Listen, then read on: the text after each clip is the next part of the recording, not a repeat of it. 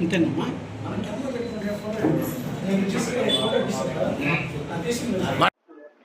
నా పేరు పావని, మాది దోవగుంట.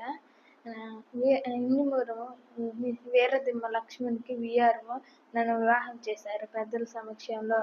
ఆ అబ్బాయి లక్ష్మణ్ అనే అబ్బాయి ఫిబ్రవరి 12, 2025 నన్ను మ్యారేజ్ చేసుకున్నాడు.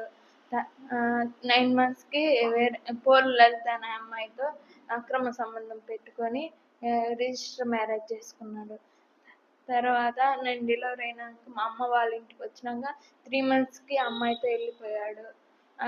అవున ఆత్మకూరు పోలీస్ స్టేషన్లో మిస్సింగ్ కేసు ఫైల్ చేశాను. ఆ తర్వాత 4 monthsకి పోలీసులు తీసుకొచ్చారు. అవును